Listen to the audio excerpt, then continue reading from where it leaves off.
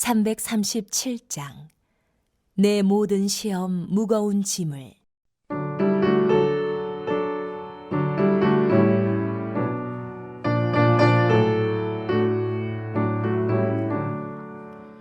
내 모든 시험 무거운 짐을 주 예수 앞에 아뢰이며 근심에 쌓인 날 돌아보사 내 근심 모두 맡으시네.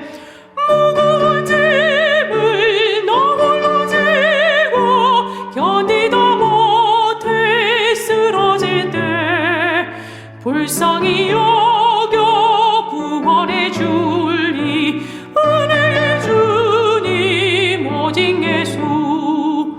내 모든 괴로움 닥치는 환난 주 예수 앞에 아뢰이면 주께서 친히 날 구해 주사 넓으신 사랑 베푸시네. 무거운 짐을 나 홀로 지고 견디다 못해 쓰러질 때 불쌍히 여겨 구원해 줄리 은혜의 주님 오직 예수.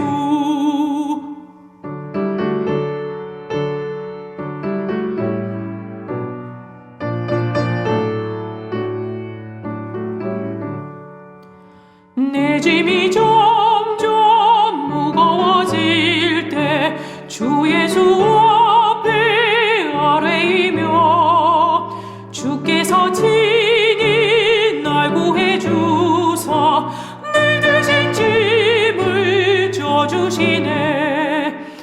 무거운 짐을 나 홀로 지고 견디다 못해 쓰러질 때 불쌍히 여겨 구원해 줄리 은혜의 주님 오직 예수. 마음의 시험 무서운 죄를 주 예수 앞에 아뢰이면 예수는 나의 능력이 되사 세상을 이길 힘 주시네. 무거운 짐을 나 홀로 지고 견디다 못해 쓰러질 때 불쌍히 여겨 구원해 주리 은혜의 주님 오직 예수.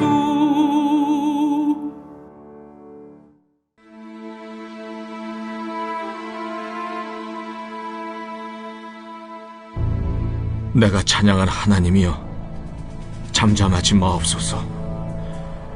그들이 악한 입과 거짓된 입을 열어 나를 치며 속이는 혀로 내게 말하며 또 미워하는 말로 나를 두르고 까닭없이 나를 공격하였음이니이다.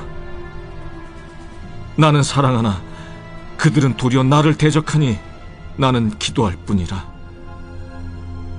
그들이 악으로 나의 선을 갚으며 미워함으로 나의 사랑을 갚아싸우니 악인이 그를 다스리게 하시며 사탄이 그의 오른쪽에 서게 하소서.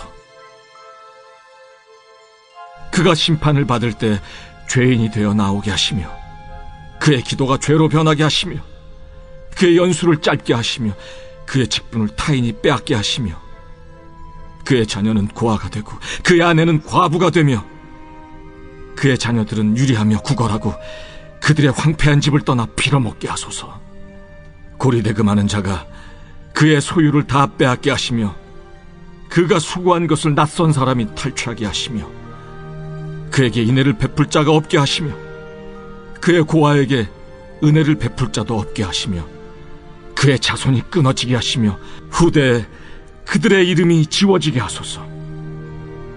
여호와는 그의 조상들의 죄악을 기억하시며 그의 어머니의 죄를 지워버리지 마시고 그 죄악을 항상 여호와 앞에 있게 하사 그들의 기억을 땅에서 끊으소서. 그가 인자를 베푸기를 생각하지 아니하고 가난하고 궁핍한 자와 마음이 상한 자를 핍박하여 죽이려 하였기 때문이니이다. 그가 저주하기를 좋아하더니 그것이 자기에게 임하고 축복하기를 기뻐하지 아니하더니 복이 그를 멀리 떠났으며 또 저주하기를 옷 입듯 하더니 저주가 물같이 그의 몸속으로 들어가며 기름같이 그의 뼛속으로 들어갔나이다. 저주가 그에게는 입는 옷 같고 항상 뛰는 띠와 같게 하소서. 이는 나의 대적들이 곧 내 영혼을 대적하여 악담하는 자들이 여호와께 받는 보응이니이다. 그러나 주 여호와여, 주의 이름으로 말미암아 나를 선대하소서. 주의 인자하심이 선하시오니 나를 건지소서. 나는 가난하고 궁핍하여 나의 중심이 상함이니이다. 나는 석양 그림자같이 지나가고 또 메뚜기같이 불려가오며 금식함으로 내 무릎이 흔들리고 내 육체는 수척하오며 나는 또 그들의 비방거리라 그들이 나를 보면 머리를 흔드나이다. 여호와 나의 하나님이여, 나를 도우시며 주의 인자하심을 따라 나를 구원하소서. 이것이 주의 손이 하신 일인 줄을 그들이 알게 하소서. 주 여호와께서 이를 행하셨나이다. 그들은 내게 저주하여도 주는 내게 복을 주소서. 그들은 일어날 때 수치를 당할지라도 주의 종은 즐거워하리이다. 나의 대적들이 욕을 옷 입듯 하게 하시며 자기 수치를 겉옷같이 입게 하소서. 내가 입으로 여호와께 크게 감사하며 많은 사람 중에서 찬송하리니 그가 궁핍한 자의 오른쪽에 서사 그의 영혼을 심판하려 하는 자들에게서 구원하실 것이미로다. 오늘 보면 시편 109편의 표저여는 다윗의 시 인도자를 따라 부르는 노래입니다. 표저를 통해서 우리가 알 수 있듯이 이 시의 저자는 다윗입니다. 그러나 다윗이 어떠한 상황에서 이 시를 기록했는지는 우리는 알 수는 없습니다. 다만 오늘 본문의 내용상 다윗이 지금 억울한 상황에 있다는 것을 우리는 유추해 볼 수는 있습니다. 2절에서 5절까지의 말씀은 이렇게 기록하고 있습니다. 그들이 악한 입과 거짓된 입을 열어 나를 치며 속이는 혀로 내게 말하며 또 미워하는 말로 나를 두르고 까닭없이 나를 공격하였음이니이다. 나는 사랑하나 그들은 도리어 나를 대적하니 나는 기도할 뿐이라. 그들이 악으로 나의 선을 갚으며 미워함으로 나의 사랑을 갚았사오니. 지금 다윗이 하나님을 향해서 탄원하는 이유는 대적자들이 자신을 공격했기 때문입니다. 그런데 문제는 다윗이 공격당해야 할 특별한 이유가 있었던 것은 아닌 것 같습니다. 공격당해야 할 특별한 이유가 없음에도 불구하고 거짓된 말까지 동원해서 다윗을 공격하고 있습니다. 그러나 다윗은 그들을 사랑으로 대합니다. 그러나 그들은 여전히 다윗을 대적하고 고발하면서 피고인으로 세우고 있습니다. 이러한 억울하고 난처한 상황에서 다윗은 저는 기도밖에 할 것이 없습니다 라고 고백하면서 대적자들 앞에서 무엇을 하기보다는 하나님께서 개입해 주실 것을 간절하게 요청하고 있습니다. 6절 이하의 말씀을 보면 다윗은 대적자들을 하나님께서 심판하셔서 그들이 자신에게 행한 대로 갚아줄 것을 또 요청하고 있습니다. 그런데 그 내용들을 보면 아니 감히 어떻게 성경에 이런 내용이 기록될 수 있을까라고 할 정도로 그런 입에 담기 어려운 저주의 기도들로 채워져 있다는 것입니다. 6절에서 13절까지의 말씀입니다. 악인이 그를 다스리게 하시며 사탄이 그의 오른쪽에 서게 하소서. 그가 심판을 받을 때에 죄인이 되어 나오게 하시며 그의 기도가 죄로 변하게 하시며 그의 연수를 짧게 하시며 그의 직분을 타인이 빼앗게 하시며 그의 자녀는 고아가 되고 그의 아내는 과부가 되며 그의 자녀들은 유리하며 구걸하고 그들의 황폐한 집을 떠나 빌어먹게 하소서. 고리대금하는 자가 그의 소유를 다 빼앗게 하시며 그의 수고한 것을 낯선 사람이 탈취하게 하시며 그에게 인애를 베풀 자가 없게 하시며 그의 고아에게 은혜를 베풀 자도 없게 하시며 그의 자손이 끊어지게 하시며 후대에 그들의 이름이 지워지게 하소서. 여러분, 6절에서부터 13절까지의 지금 이 저주의 기도는 다윗이 하나님께 드리는 기도입니다. 이 저주의 기도를 보면서 여러분 무섭다는 생각이 들지 않습니까? 우리가 성경을 통해서 보았던 다윗은 어떤 사람입니까? 믿음의 사람이요, 하나님의 마음에 합한 사람입니다. 그런데 이런 다윗의 마음이 얼마나 상했으면 감히 입에 담기 어려운 저주를 지금 내뱉고 있겠습니까? 특별히 22절에서부터 25절까지의 말씀을 보면 다윗은 자신의 심정을 이렇게 고백하고 있습니다. 22절에서 25절까지의 말씀입니다. 나는 가난하고 궁핍하여 나의 중심이 상함이니이다. 나는 석양 그림자같이 지나가고 또 메뚜기같이 불려가오니 금식함으로 내 무릎이 흔들리고 내 육체는 수척하오며 나는 또 그들의 비방거리라. 그들이 나를 보면 머리를 흔드나이다. 다윗이 마음이 상해 있고 지금 무너져 있습니다. 그래서 하나님 앞에 자신의 상한 마음을 내어드리며 하나님께서 그들을 심판해 주실 것을 요청하고 있습니다. 여러분, 어떻게 다윗의 이런 상한 마음이 회복될 수 있을까요? 28절 말씀을 보면 다윗은 놀라운 고백, 중요한 고백을 합니다. 28절 말씀을 표준 세번역 성경으로 보면 이렇게 되어 있습니다. 28절 말씀, 그들이 나에게 저주를 퍼부어도 주님은 나에게 복을 주십니다. 그들은 치려고 일어났다가 부끄러움을 당하여도 주의 종은 언제나 즐거워하게 해 주십시오.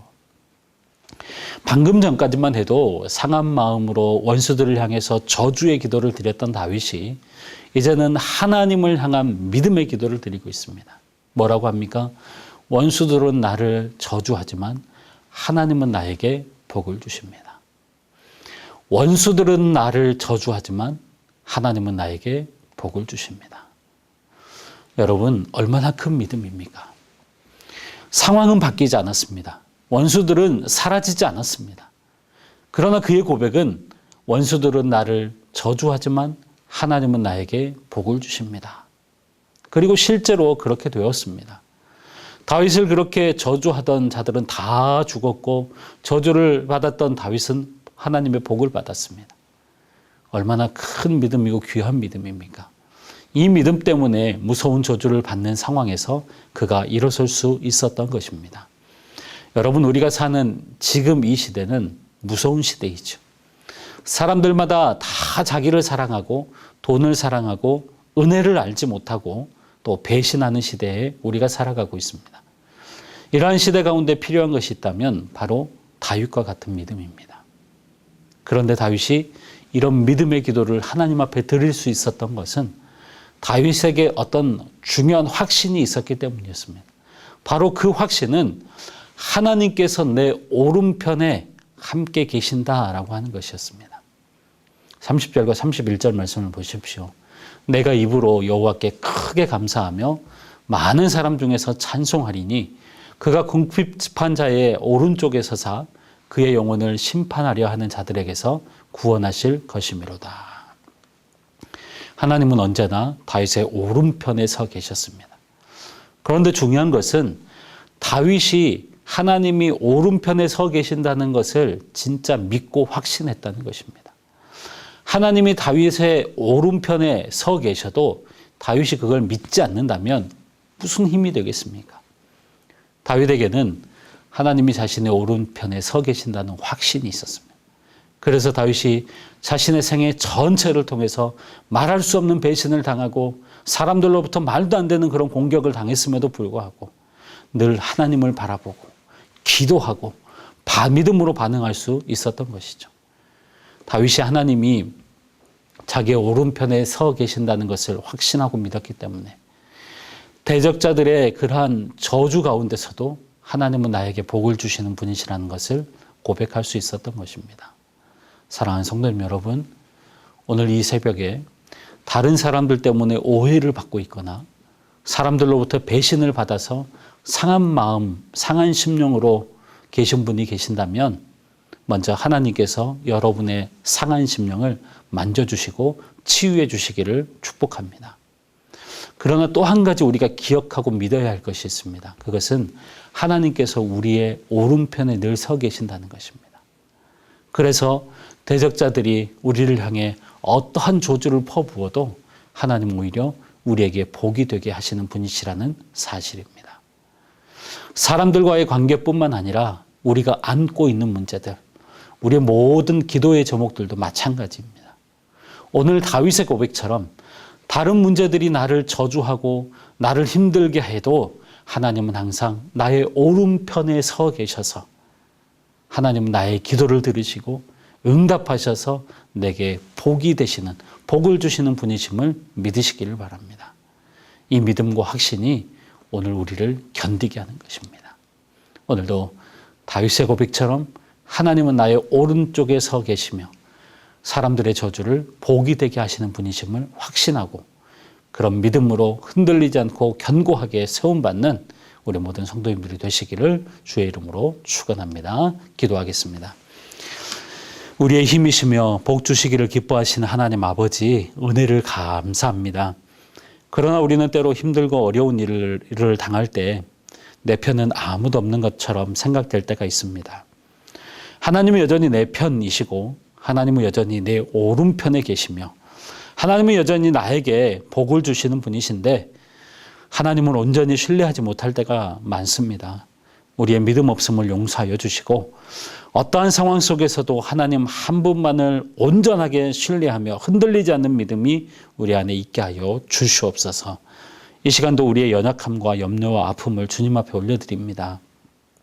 다윗의 고백처럼 하나님은 나에게 나의 오른편에 서 계시며 또 나에게 복을 주십니다. 믿음의 고백으로 하나님 앞에 나아갈 때 하나님의 복과 응답이 우리 가운데 임하게 하여 주시옵소서.